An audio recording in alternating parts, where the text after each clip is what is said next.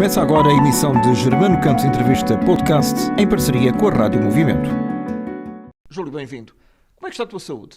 A minha saúde está boa, que eu saiba, não é? Aliás, qualquer hipocondríaco sabe perfeitamente que estar de boa saúde não pronuncia nada de bom. Isto remete-nos a um ano, 2020, que foi muito bom e muito mau para ti, porque tu tiveste tudo nesse ano. Tiveste coronavírus, tiveste um dos galardões mais altos que se podem atribuir a um civil em Portugal, Pois. tiveste a tua festa dos 60 anos de televisão e os teus 75 anos. Isto é para esquecer ou é para... É inesquecível ou é para lembrar como é que é? Eu acho sempre que é inesquecível. Os momentos bons e maus da vida devem ser inesquecíveis, quer dizer, não nos podemos esquecer dos bons, mas também não dos maus ou menos bons. Portanto, eu penso que foi realmente o ano de 2020. Escapei por uma unha negra para ter a minha gala dos 60 anos, porque foi em janeiro, não é? E em março estava a acontecer o que aconteceu, não é? E depois, realmente, já no final do ano, o Presidente da República resolveu atribuir-me a Gran Cruz da Ordem de Mérito, que eu penso que é das condecorações mais altas para a minha atividade, digamos, ou para aquilo que eu tenho sido como cidadão. Portanto, quer dizer, aconteceu-me também o Covid, felizmente numa feição bastante suave, não fui sequer hospitalizado nem nada, mas também atingiu a família toda, ficámos todos doentes ao mesmo tempo. E fui sempre fazendo o programa de rádio, o que era importante. Na Rádio Renascença? Nunca deixei de fazer, nem com a pouca febre que tive, também não tive muita febre. E não era propriamente só ao sábado de manhã? Pois, exatamente, aquela era de dia inteiro, ou mais de noite, curiosamente. E fui fazendo a programação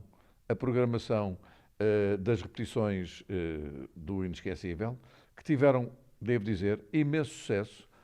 Alguns dos programas em repetição pareciam novos em estreia, porque tiveram audiências muitíssimo boas. Aliás, o programa, felizmente, em termos de produção, sem ser uma repetição, é talvez dos programas mais vistos do canal.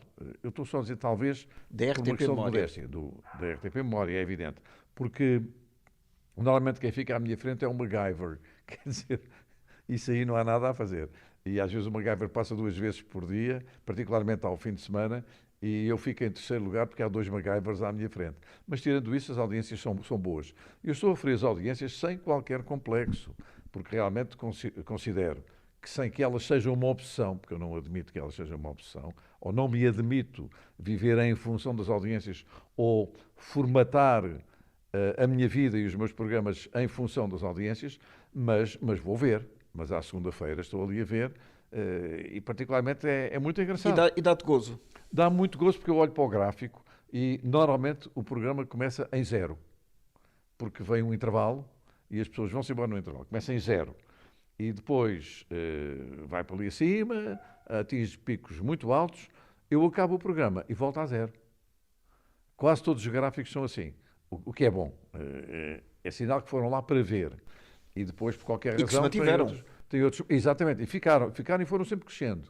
E depois, por qualquer razão, há outros interesses, há outros programas também que lhes podem despertar a atenção, vão ver outros programas. Portanto, foram ali para ver o Inesquecível. E quem é que achas que são os teus espectadores? Olha, é uma coisa curiosa, é evidente que eu não tenho dúvidas nenhumas que serão pessoas que têm ânsia, eu quase dizia ânsia mesmo, da memória, gostam de se reencontrar consigo próprios. Eu penso que esta é talvez a grande explicação.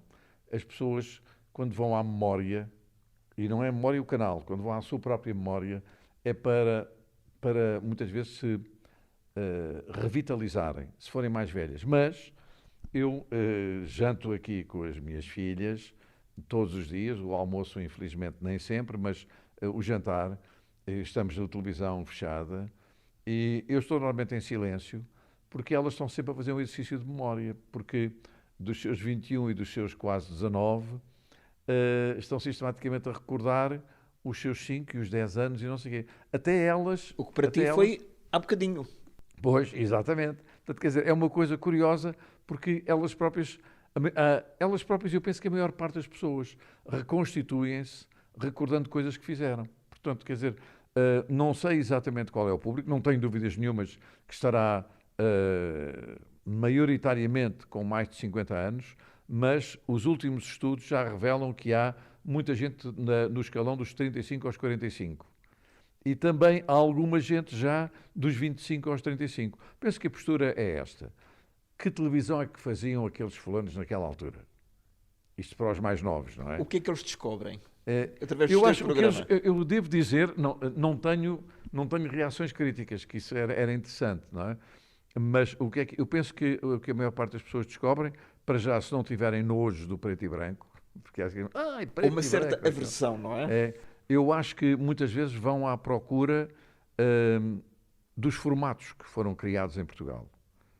E não é por acaso que eu digo os formatos criados em Portugal, porque eu sou um defensor acérrimo de que os formatos deviam ser criados em Portugal.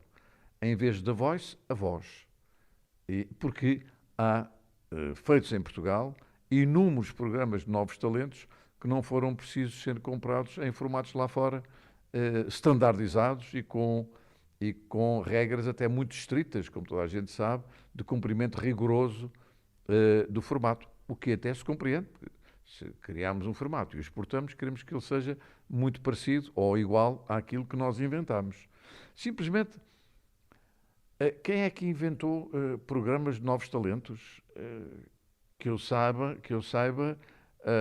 Miss Tonguette, por exemplo, uma das grandes cantoras e vedetas da França, mas do princípio do século XX, ela começou na canção através de um concurso de novos talentos, onde não eram feitos alguns nem na rádio. Roberto Carlos, que agora completou 80 anos, apareceu num programa que era Jovem Gorda, que era um programa de talentos também. Exatamente, portanto, quer dizer, esses formatos estão mais que inventados. Agora, depois, fazemos-lhe um arranjo, damos-lhe um retoque moderno. Damos-lhe um toque moderno, alteramos as regras do jogo, não sei o quê, mas essencialmente é uns fulanos a cantar e aquele que é melhor, votado pelo júri, agora com a grande vantagem, votado eletronicamente, através de chamadas telefónicas e depois registado em computador, ganham.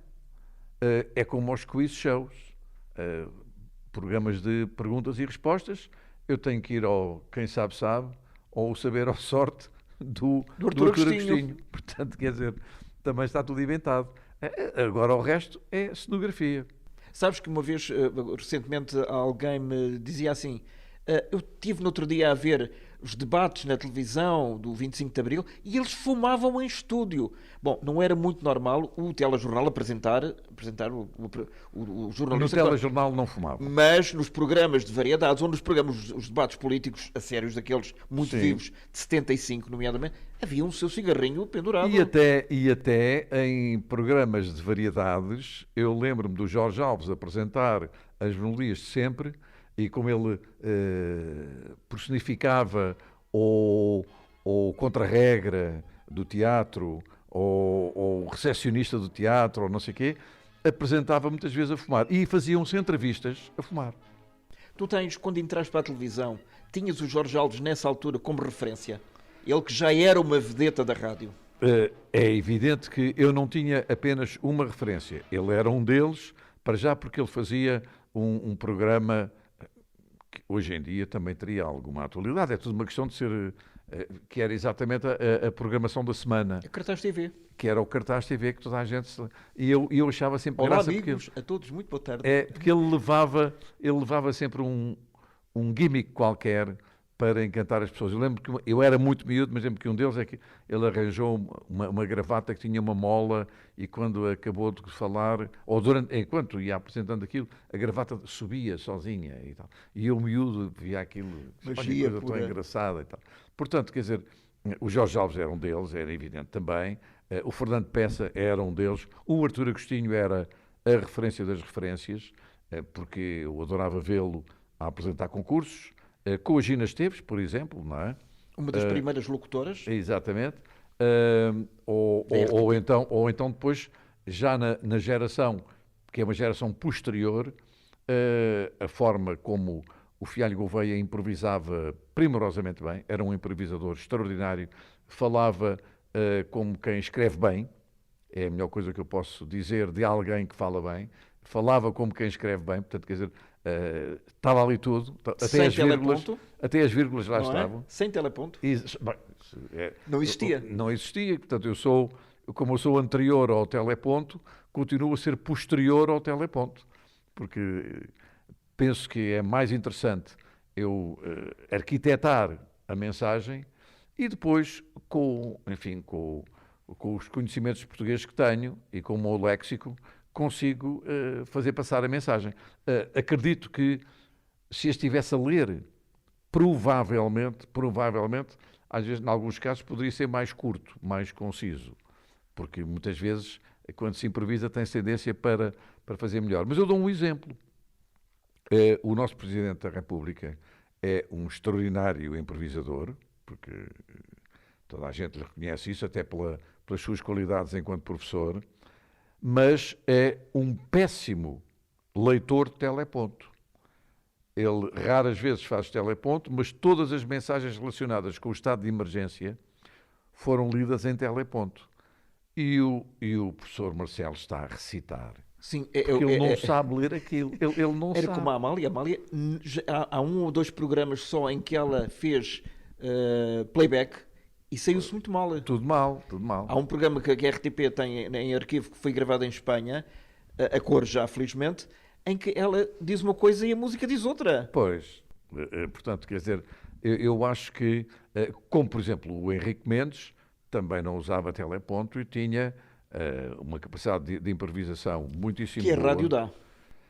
Aliás, porque a televisão em Portugal teve que ser feita da rádio, porque não havia televisão antes da televisão.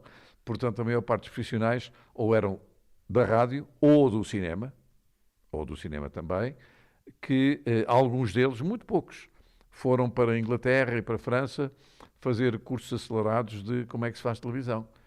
Alguns até dos realizadores que nós tivemos. Portanto, eu continuo a acreditar.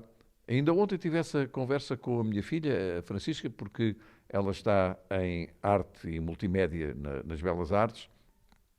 E agora o professor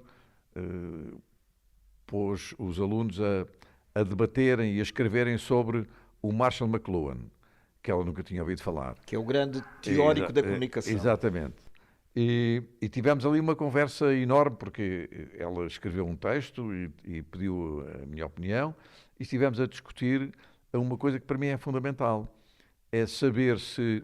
Eu disse-lhe isto, que se a tecnologia tem ajudado ou não à criatividade.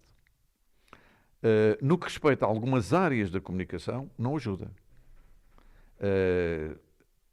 Torna talvez o criativo mais preguiçoso, porque resolve tudo. Há muita tecnologia que resolve muitas questões relacionadas com a criatividade. Estava a falar do computador, Exatamente. Agora, a criatividade, a partir do essencial, que é da caneta e do papel, e das ideias a trabalharem, sem haver referências nenhumas, ou a pesquisa que tem que ser feita na sede do Diário de Notícias, horas e horas, ou na Biblioteca Nacional, para nós desenvolvermos qualquer projeto, é evidente que facilita e muitas vezes enriquece.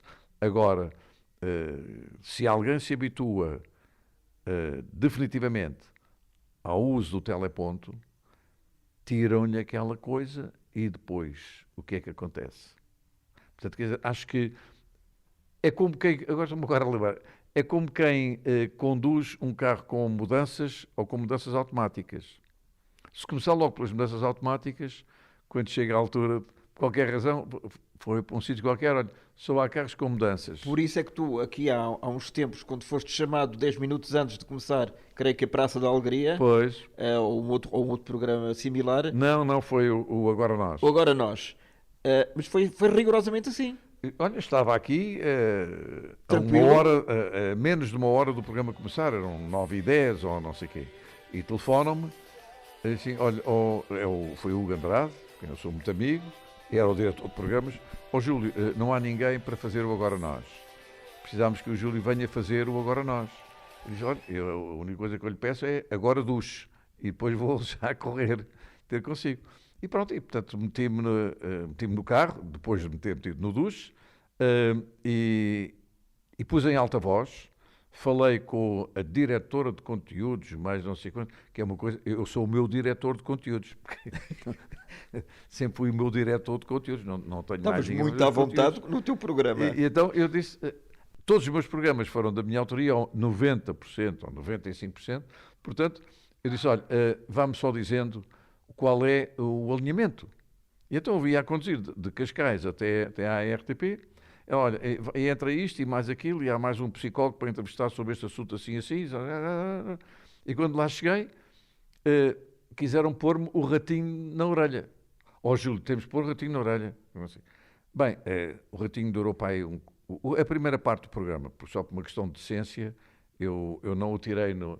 E a menina às vezes estava a dizer, Júlio, pergunto não sei quê, pergunto não sei o que mais. Ora, já me tinham dito quem era. Eu disse, olha, ponham-me no teleponto o nome do entrevistado e o que é que ele faz na vida. E depois a coisa vai correr. E era também uma equipa de futebol juvenil que até parece que era do Sporting do Canadá, de Montreal ou não sei o que mais. Pronto, e com o treinador e tal. É evidente que para fazer apontamentos que não é preciso ninguém tem superar 10 minutos, ao ouvido, um quarto não é? de hora, é tão fácil falar com os miúdos, falar com o treinador, o que é que quer fazer. E eu, portanto, no primeiro intervalo, tirei aquilo e disse, olha, ponham-me só lá no teleponto quem são e o que é que fazem. E depois a coisa corre. E correu bem. Isso quer dizer o quê? Primeiro, mas não é nenhum autoelogio. Não, as pessoas têm que ter as pessoas têm que ter cultura geral. Pois. E depois têm que ter memória. Tem que ter estas duas coisas. Juntando essas coisas e depois milhares e milhares de horas de televisão, é evidente que o programa terá saído diferente do habitual. Provavelmente. Aliás, teve bastantes boas audiências. Foi um recorde de audiências. Mas isso é a questão da curiosidade. O que é que vai deixa agora ali o dinossauro... Deixa ver se ele se espalha, não é? Vamos lá ver o que é que vai ali o dinossauro fazer, não é? E tiveram a ver o dinossauro. E tu consideras-te mesmo um dinossauro? Ou... Eu sei que agora durante a pandemia e no regresso do teu primeiro dia do resto da minha vida profissional, há aqui uma frase que me chocou um bocadinho. Pensei, e estou a citar, que o Covid iria ser o responsável pelo fim da minha carreira. Prefiro do meu percurso profissional. Não tinham sido os canalhas omissos que já perdoei, mas de quem não esqueço as caras e os nomes, nem as modas que me expurgaram. Ou que me expurgavam. O que é que queres dizer com isto? Olha, eu quero dizer que a minha vida tem sido cruzar com gente boa e com alguns canalhas. E portanto, aliás, isso chocou-te da mesma maneira que chocou, por exemplo, o Nunes Forte, que até disse, Júlio, pela primeira vez eu conheço bem o que tu tens falado comigo, porque somos amigos de falar telefonicamente 2, 3 vezes por semana, mas não estava à espera que tu finalmente escrevesse alguma coisa. Mas não vou escrever mais do que isso.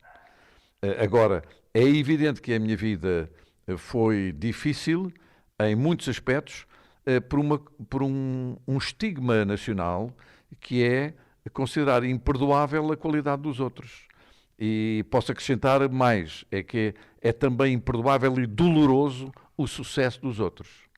E, portanto, quer dizer, eu muitas vezes fui expurgado porque fazia bem feito. De que forma é que sentiste isso? Diz-me? De que forma é que sentiste isso? Então, isso aconteceu com o esquecimento. As reticências, quer dizer, era para ser ele, mas não foi. Já agora pensamos que haverá... Vamos dar oportunidade ao outro, porque este já cansa. O que é uma coisa extraordinária, quem tem um programa por semana cansa. E hoje em dia há gente que tem vários programas por dia. Quer dizer, a mesma pessoa. 7 dias por semana. 7 dias por semana. E, portanto, o já cansa. Foi uma outra coisa. Não temos que o poupar para não cansar a imagem. Não é não. É para nós nos livrarmos dele. Isso aconteceu. Imensas rasteiras. Indiretas? Sim. Um caso ou outro, muito poucos, houve a frontalidade de eu perceber que não me queriam, não é? Mas, por exemplo, eu fazer um programa que estava a ter bastante sucesso e a interrupção para o verão que era inevitável, levou-me a perguntar à pessoa em questão, então e agora que estamos em junho, quando é que começamos em setembro? Sim, não sei, porque eu não gosto de programar a longo prazo. Portanto, Estamos a falar de 3 meses depois. e, portanto, eu fiquei com a certeza de que o não sei prolongar o programa 3 meses depois é uma coisa que demora um bocadinho de tempo a pensar. Bem, portanto, quer dizer, aconteceu, e daí eu ter dito, mas são omissos porque eu nem morto eu falarei dos nomes das pessoas, até porque há realmente pessoas e organizações, quanto mais nós omitirmos, menos relevo lhes damos. E, portanto, quer dizer, Eles, aliás, só têm a importância que nós lhes damos. E depois, até porque também essa coisa do ser humilhado, só é humilhado quem quer. Eu não ponho o joelho em terra em relação a essas coisas. Agora, eu ir falar com alguém e pedir-lhe, porque é uma coisa que cometi alguns erros, e pedir para me darem um programa na televisão, quando eu tenho apresentado na televisão dezenas e dezenas de projetos que nunca foram aprovados, a questão não é não terem sido aprovados, é não terem sido reprovados, que é uma coisa completamente diferente. E alguém diz assim, não, mas há um curso para assistentes de realização, porque é que não vais para assistente de realização?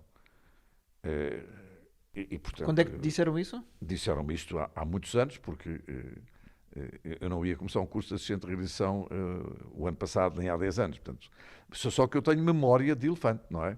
E, portanto, fui... O que é, como diria o Dr. Mário Soares, era um contratempo, realmente. É muito desagradável ter essa memória. Eu acho que sim. Eu acho que a memória, em relação a algumas coisas, é um local muito mal frequentado. E o que é que tu sentiste, efetivamente, quando alguém te dizia frontalmente que não te queria? É a idade... Foi muito pouco. É a idade, querem dar lugar aos mais novos, querem dar lugar a outros, com alguma justificação? Quer dizer, eu penso que o meu maior óbice, eu não falo em defeito, o meu maior óbice foi nunca ter pertencido a nenhum lobby. Isso De qualquer espécie. De qualquer espécie. Político, sexual ou outro. Ou outro. Lobbies de interesses. Lobbies de interesses. Eu digo bem de ti, tu dizes bem de mim, arranjamos não sei o quê e tal. Isso, eu devo ter jantado e almoçado muito poucas vezes com gente do meu ofício. Tertúlias, onde nascem coisas, onde as pessoas... Quer dizer, porque, como sabes, a palavra lobby não tem sequer um sentido negativo. Não, o lobbying nos Estados Unidos é a coisa mais bem vista que há. É uma arte e é uma forma de estar na vida. Portanto, quer dizer, eu só por uma questão de ser como sou, porque sou um pouco fechado, gosto mais de estar dentro de casa, é que nunca fui um lobisomem, mas pronto. E então, conseguiste interiormente dar sempre a volta por cima? Ou ficou alguma mágoa que te levou depois a estar na base daquilo que escreveste? Não, olha, eu não quero ter mágoas, porque era uma ofensa em relação a mim próprio chegar a esta idade, a estar com uma saúde razoável, com a aorta toda recaustada e tal, e com as coronárias desentupidas, e ainda me mexer bastante bem. E penso que melhor ainda do que me mexo, tenho mais dores no pescoço do que na cabeça. As meninges não me provocam dores.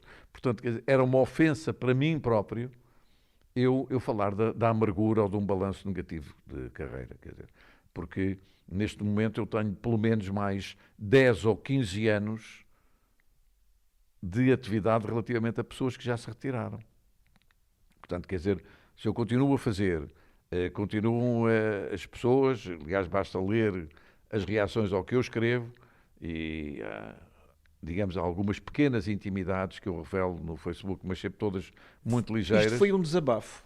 São pequeninos desabafos. Saiu-te à primeira? Eu nunca escrevo à segunda. Eu escrevo tudo à primeira.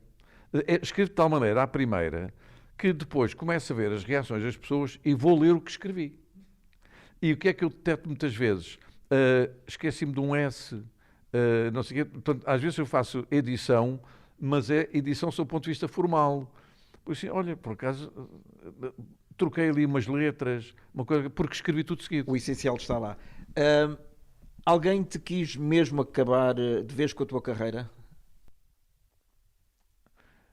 Eu acho que essa atitude, assim, drástica de eu vou levar este tipo ao tapete, nunca se faz de uma forma única. Não é uma chicotada única, ou não é um tiro na testa, não é? Mas pode-se fazer isso com um enorme desgaste. E eu penso que houve uma pessoa ou outra que o tentou. Que ainda está na televisão? Não, não, não. Mas não está na televisão, mas está na minha memória. E essa não se apaga. Já agora, a pergunta sacramental. Até quando é que tu achas que poderás ter forças para manter este ritmo, estes programas e os futuros que estão congeminados na tua cabeça? Olha, essa questão é uma questão que eu me ponho quase todos os dias ao levantar. Porque eu levanto-me com 90 anos e deito-me com 30. Porque, pronto, a única coisa de que eu me queixo mesmo é de dor. Eu penso que devo ter fibromialgia, mas nem quero saber. Portanto, acordo normalmente com muitas Melhor é dores. perguntar à Maria Elisa, que ela... Exatamente, ela também. Eu falo nela porque sintomas, ela que trouxe para a ribalta essa questão. Portanto, mas passado meia hora, depois do esquente de começar a movimentar, eu sinto-me muitíssimo bem. Isto no que respeita ao corpo. No que respeita à cabeça e à memória, por enquanto, a única coisa que me falha de vez em quando é algum nome. Mas é quando faço uma pesquisa cerebral a um passado qualquer. Por exemplo, às vezes estou a editar as peças para o programa. Aparece uma peça de teatro qualquer. Por exemplo, agora estive a editar, hoje e ontem, os 45 anos da Barraca. Portanto, imaginem que são os 45 anos da Barraca. E eu estive na Barraca desde a sua fundação. Não pertenci, quer dizer, acompanhei e provavelmente terei estado, estive de certeza na primeira peça, mas terei estado ou na estreia ou logo a seguir. Portanto, e comecei a ver, e começo a ver os atores, e lembro-me de 50%, 60% dos nomes. Depois tenho que parar para pensar, às vezes até trago para casa, trabalho, sim, quem era aquele? Mas pronto, o Santos Manuel Porque e a muitas Fernanda vezes Lapa, não estão identificados. Não estão. É que não é muitas vezes, é que não estão identificados. E, portanto, quer dizer, eu tenho que fazer. Esse exercício é evidente que me estimula a memória, mas que me deixa muitas vezes irritado. Assim, quem é este ator que eu não me lembro Também bem? uma pessoa não se lembra, não se lembra. Pois, e é a única coisa. E às vezes até desabafo com a minha irmã, com uma das minhas irmãs, com quem falo frequentemente. Eu falo. Tenho 2 irmãs gêmeas, mas falo mais com uma do que com outra, não por qualquer preferência, mas até por disponibilidade de horários de uma em relação à outra. E, Dadão, eu às vezes não me lembro do nome, não sei o quê. Olha, como é que se chamava a nossa parteira? Que há tempos eu estava a escrever uma coisa e queria falar sobre a minha parteira, a parteira que me pôs a mim e às minhas irmãs neste mundo. E elas também não se lembravam. E eu depois fiquei a pensar assim, pronto, era a Dona Cecília. Pronto, mas lá me lembrei. Portanto, quer dizer, há assim pequeninas coisas. O chofer da minha avó, a minha avó tinha um Delahaye, que era um carro dos primeiros que terão vindo para Portugal.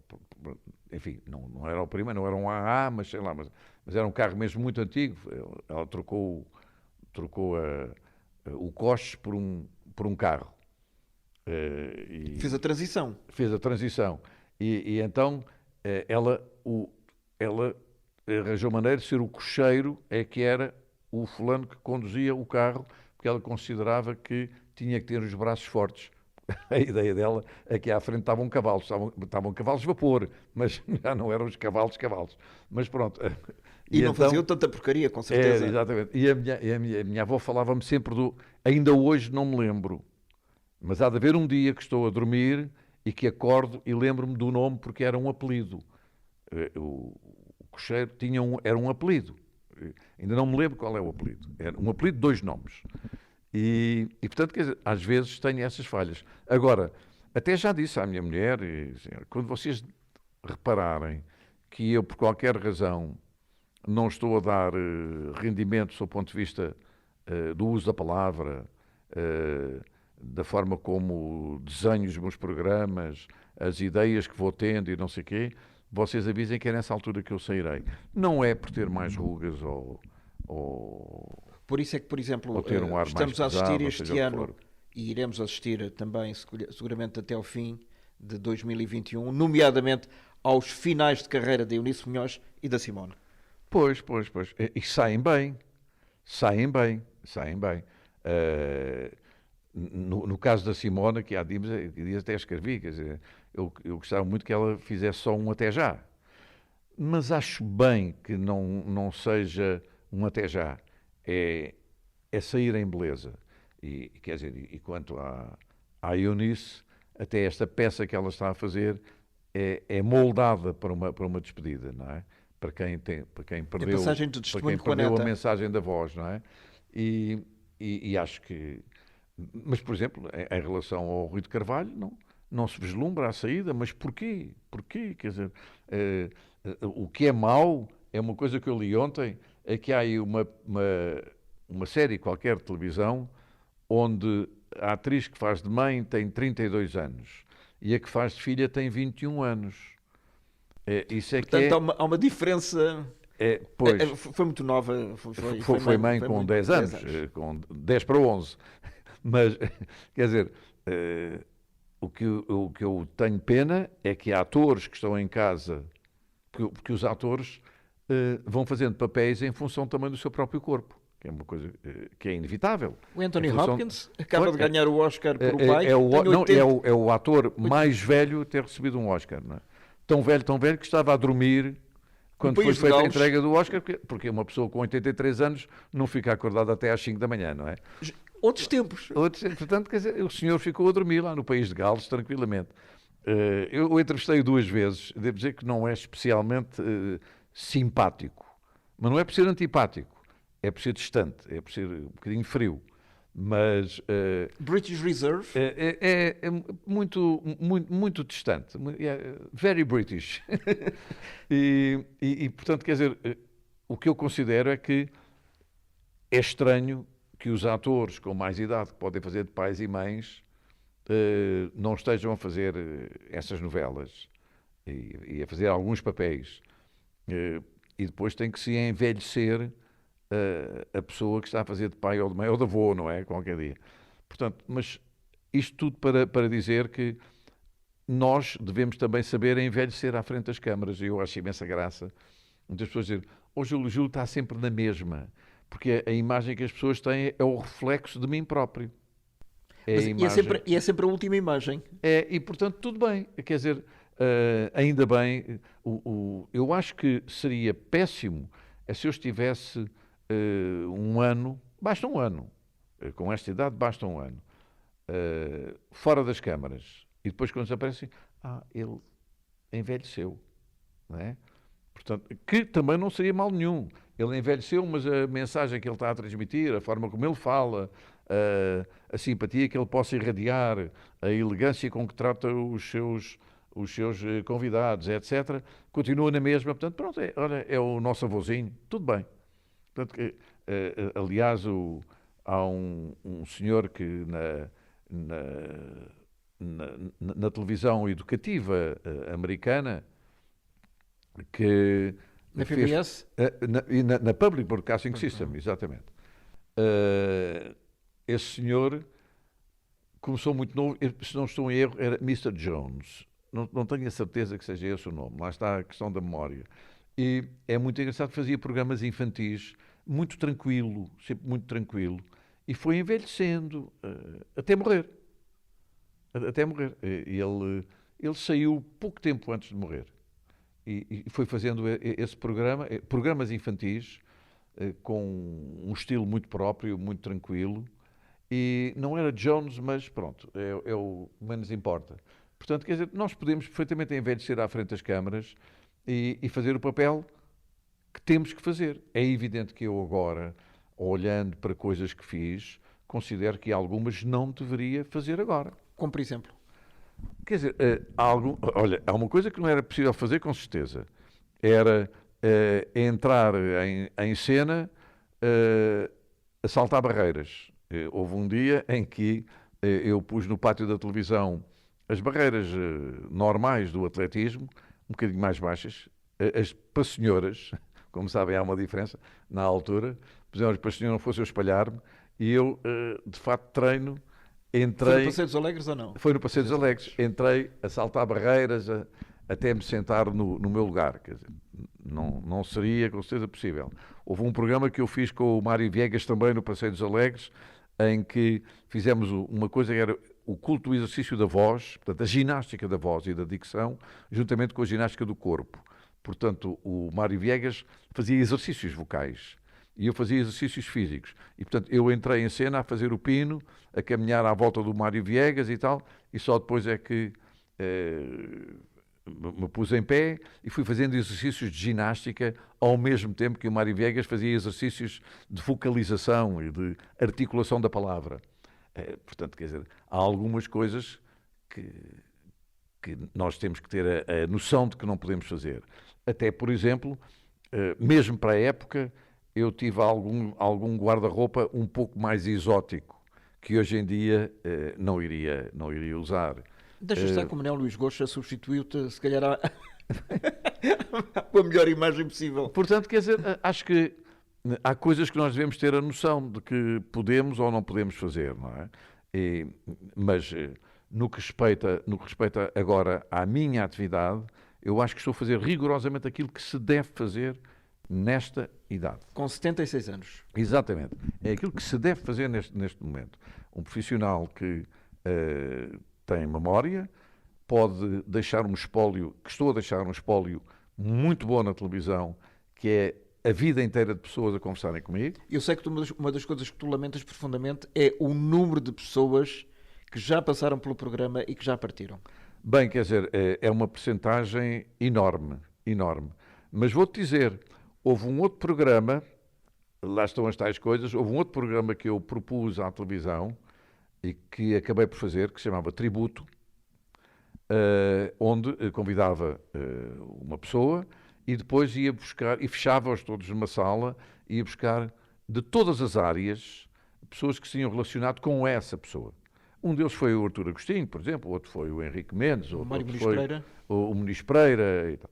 E a primeira lista que eu fiz, o Tributo era uma grande ideia, e os programas são mesmo muito bons, às vezes a RTP Memória retransmite-os. A primeira proposta que eu fiz tinha uma lista de pessoas que depois de muitos prós e muitos contras e muitas reticências, o programa foi aprovado. Quando o programa foi aprovado, eu tinha perdido para aí meia dúzia, pelo menos, dos meus potenciais convidados. Infelizmente, isso é a lei da vida. Isso é a lei da vida. Mas eu sabia porque é que queria fazer o tributo. Dava-me jeito de ter feito, Exatamente. Porque alguns eu teria entrevistado. E teriam ficado para memória futura. E curiosamente, no Inesquecível, até agora, só tenho uma grande mágoa e uma grande pena. Temos que qualificar as coisas. O cantor Domingos Marques, que foi um grande tenor, estava na casa do artista e eu preparei o material todo para ele e ele ia dizendo que não queria ir e que não queria ir, mas depois chegámos à conclusão de que era possível ele ir. Porque eu também não levarei ninguém ao Inesquecível que dê algum sinal de verdadeira decadência. Debilidade. Isso não, porque isso não se deve fazer. Não se deve fazer. Não, mas Agora, se der sinal que está bastante mais velho ou bastante mais velho, tudo bem. Mas há pessoas que se recusam. Pois, praticamente ninguém. O Domingos Marques estava reticente e quando chegámos à conclusão que ele ia, o Domingos Marques morreu. E não foi. E um outro que eu não levei ao programa porque para mim e para o grande público era eterno. Era o Nicolau Breiner. Assim, de vez em quando estava a fazer a lista dos meus convidados. O Nicolau convido um dia destes. Faço minhas as tuas palavras. Percebes? Um dia deste eu convido o Só Nicolau. vai adiando, vai adiando. O Nicolau está aqui. O Nicolau está aqui connosco. À primeira oportunidade, Exatamente. não Um é? dia destes eu convido. E vou convidando este e o outro e o outro. E depois o Nicolau faz-nos uma partida. Uma partida. E, portanto, esse foi a mesma mágoa. No caso do outro senhor, portanto, tive muita pena, porque estava tudo já articulado e ele acabou por não poder Nós estamos a ir. falar do Inesquecível e estamos a esquecer de um outro programa semanal onde tu colaboras, que é o Trás para a Frente, com a Inês Lopes Gonçalves, o Álvaro Costa, o Nuno Marco e o Fernando Alvim. Tu és, digamos, o avô, basicamente, daquela malta toda. Achas que eles acompanham também este exercício de memória de que és o pioneiro? Que eles não podem ter a tua memória por mais que queiram. Olha, eu defino isto da seguinte maneira. Naquele programa, eu era o que estava lá. O Álvaro Costa esteve em alguns, mas lembrava-se do resto porque o pai lhe tinha contado. O Nuno Markle, particularmente na área do cinema e tal, é um fulano super informado e, apesar de tudo, tem memória e tem as referências de quem era um miúdo quando o Júlio Isidro fazia os programas. Estamos a falar anos 80. Pois. O Fernando Alvim é o jovem que não estava lá e que considera que, quando nós falamos de qualquer artista com mais de 45 anos, pergunta logo se já morreu. Penso que ironicamente, não é verdade? Claro, na brincadeira, não é? E o que tem mais graça é que é a mais nova de todas, é a Inês, é a mais nova, é a nossa, aquilo que eu chamo a nossa preceptora e que conduz muito bem e articula muito bem. Como eu tenho mais memórias do que a maior parte deles, na generalidade, pronto, quando há assim uma dúvida perguntam-me ou questionam-me. Aqui há dias houve uma pergunta que alguém me fez e que eu disse, olha, não me lembro, e diz o Fernando Alvim, pela primeira vez, atenção, o Júlio Isidro não se lembrou. É porque calhou, porque já podia ter sido 20 vezes, não é? Mas naquele dia, há uma coisa, olha, não tenho bem a certeza, não me lembro. E não tinhas a Wikipédia? Não, nada. Não, é que aquilo é feito ao momento, não é? E então, no caso deste programa, de vez em quando eles chamam-me o Júlio Google, não é? Eu gosto muito de fazer o programa. E também já te chamaram o Júlio Isidro. O Júlio Isidro. Essa foi inventada por mim, mas depois adaptaram. Mas eu gosto muito do programa, porque não há ali no programa ninguém que se queira destacar em especial. Há um companheirismo muito bom, é o respeito intuitivo. Pois, exatamente, não há nada à ideia, espera aí, deixa lá falar o Cota, ou então, fala lá tu que és um miúdo e não sei. Não. E acho que funciona com um registro de amizade muito grande. E tu aprendes com eles? Olha, o maior defeito de um velho é pensar que já sabe tudo. Mas o Picasso também disse uma vez, e com razão, não sou suficientemente jovem para já saber de tudo. E, portanto, há um equilíbrio. Aliás, nem eu, quando estou a invocar alguma memória, estou a tentar ensinar, seja quem for, nem eles me estão a ensinar nada, pelo menos do ponto de vista direto. Mas o facto é que ouvir falar, muitas vezes, de alguns nomes dos quais eu não tenho conhecimento, algum tipo de música que pode não ser do meu especial interesse. E que passa ao lado. Algumas séries de televisão de que eles falam e que eu fico, como é que é? O quê? E tal. E, portanto, quer dizer, acho que todos aprendemos. Estamos a falar de coisas mais recentes, eventualmente. Exatamente, sempre, coisas mais recentes, não é? Portanto, até às vezes, quando falamos de coisas da nossa juventude, eu estou atento porque, ao nível de produtos de consumo, quando às vezes falam de, sei lá, que pode ser desde pastilhas elásticas a chocolates ou a roupa que se usava em determinada altura, mas para eles é nos anos 80, não é? Ou até 90, não é? Eu às vezes fico atento porque se calhar aquilo já não me é contemporâneo. Portanto, acho que estamos sempre a aprender. Estamos a falar há 40 anos. Pois, o problema é esse. Tu sentes o tempo a passar por ti? Sinto. E sinto, ele não é, ele está a passar por mim. É evidente que está a passar por mim, como está a passar por toda a gente. O que eu sinto é que a sexta-feira, que é o único dia em que eu não vou à televisão, chega de repente. E como tenho alguns parâmetros na minha vida que eu considero fundamentais, coisas que eu gosto de fazer, e particularmente às vezes até em relação à televisão, uma coisa ou outra que eu gosto de acompanhar, dou por mim, assim, já passou, já cá está outra vez. Vou-te dar uma referência. A Fórmula 1. Eu sou completamente addicted da Fórmula 1. Na minha carreira fiz praticamente todos os grandes prémios da Europa, no final dos anos 70, princípio dos anos 80, como relator, não como comentador, que agora ouço os comentadores, são enciclopédias extraordinárias que eu gosto muito de ouvir, mas fiz o Grande Prémio, bem, o Mónaco fiz várias vezes, fiz Brands Hatch, que já nem existe, fiz Silverstone, enfim, fiz a Europa praticamente toda. Gosto muito da Fórmula 1 e como é de 15 em 15 dias, a minha filha Mariana vê sempre comigo, também gosta muito, e o que é mais engraçado é que de repente já estamos no próximo Grande Prémio. É isso, estas referências. Sim. O tempo está a passar, já passaram 15 dias. O tempo está a passar muito rapidamente. E vou-te dizer, em pandemia, ao contrário do que provavelmente algumas pessoas terão sentido, eu senti que durante que o dia passava muito depressa. Mas ocupavas-te? Eu estava ocupado, mas o problema é que é o seguinte, levantava-me, para já não aderi ao pijamismo, que era uma coisa horrível. Portanto, tomava o meu duche, fazia a barba. Houve uma fase no princípio que disse assim, pela primeira vez na minha vida vou deixar crescer a barba. E deixei crescer a barba durante um mês. Depois olhei Ninguém para te viu? Eu pus uma fotografia no Facebook, horrenda, para mim horrenda, com barba branca e tal. Não era por ser barba branca, assim, nunca tinha, mas não fiz a barba. Mas de resto, a partir daí fiz a barba portanto, eu levantava-me, tomava banho, fazia a barba, fazia um bocadinho de conversa aqui em casa, aproximava-se rapidamente a hora do almoço. Tinha ido ao computador escrever alguma coisa, depois voltava e ia fazer a seção musical para o programa.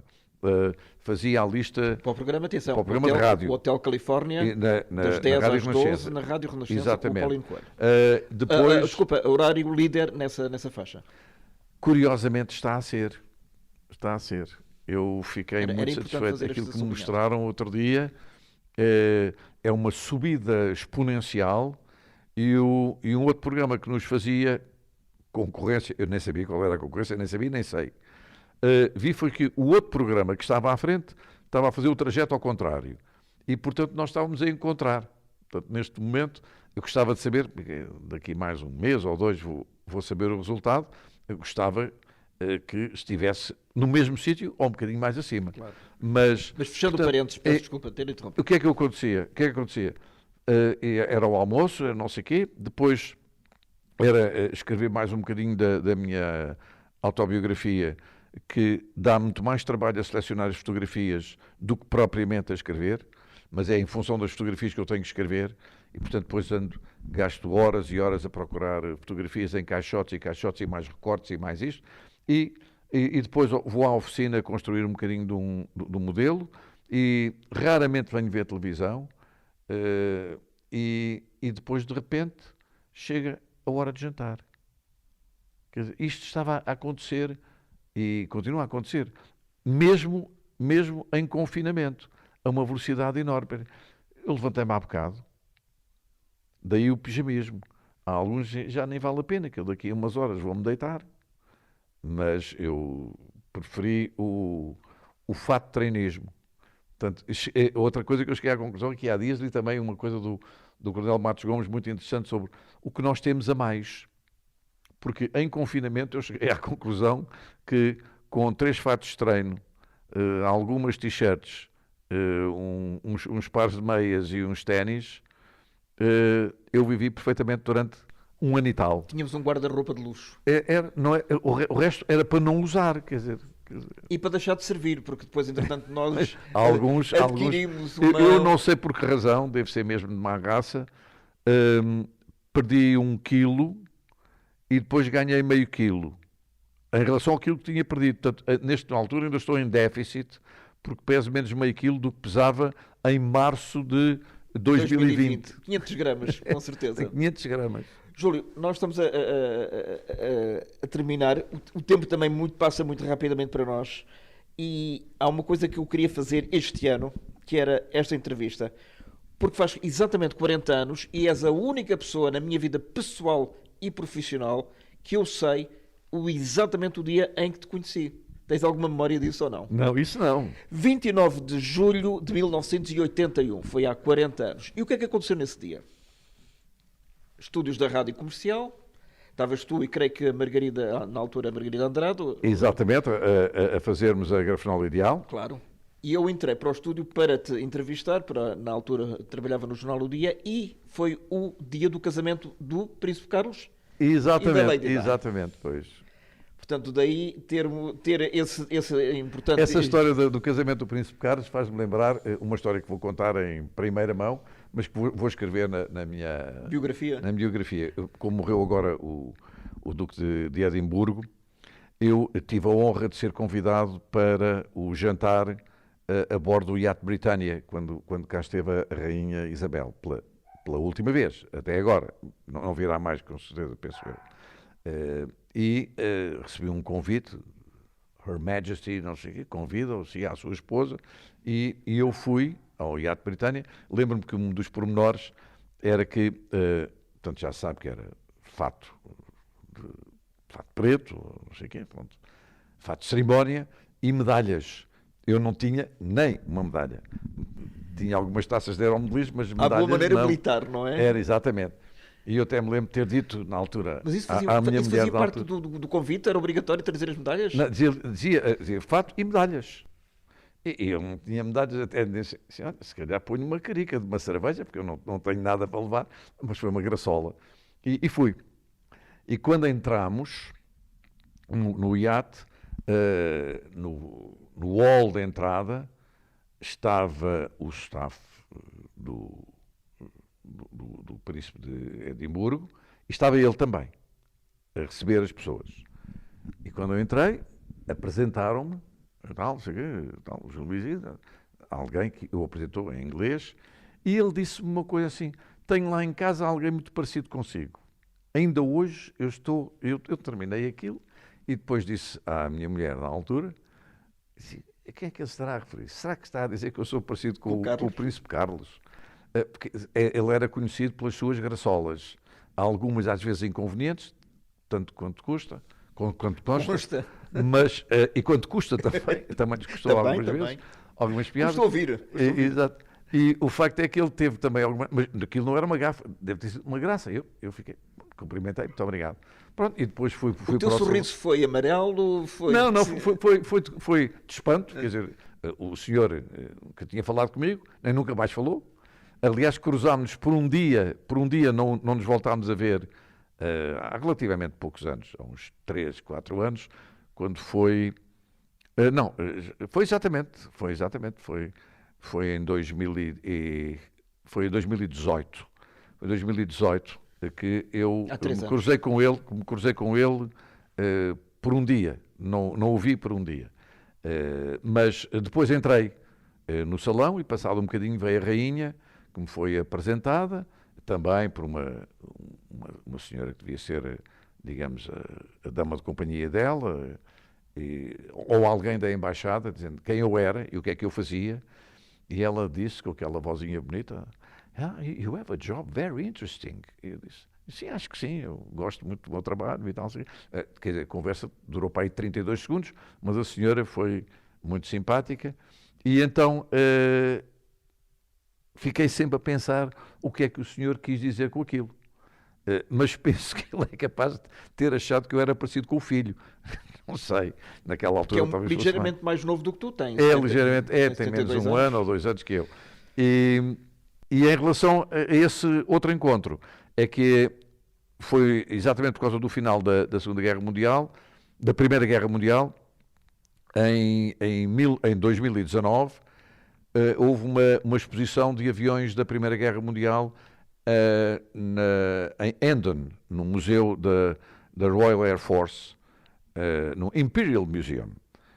E eu fui no dia seguinte à inauguração. E quem é que tinha feito a inauguração? O Duque de Edimburgo. Mas eu podia ter ido à inauguração, porque a inauguração era pública. Provavelmente, quando o senhor chegasse, afastavam as pessoas. Teria sido Eu engraçado teria visto o senhor outra vez assim: olha, eu sou aquele que sou parecido com alguém lá de sua casa. Será que será o seu cocheiro? Será o homem que limpa os cavalos? Quem lhe engraxa as botas? Quem será? Bom, fica para a história. É uma pergunta que nunca mais terá resposta. Não terá resposta. Olha, adorei falar contigo. E realmente, profissionalmente, posso-te agradecer tudo aquilo que aprendi contigo. A amizade, essa não se agradece, essa cultiva-se, mas foi em 2021 um marco, 40 anos depois. Olha, um grande abraço e muito obrigado também. Até breve e obrigado. Obrigado.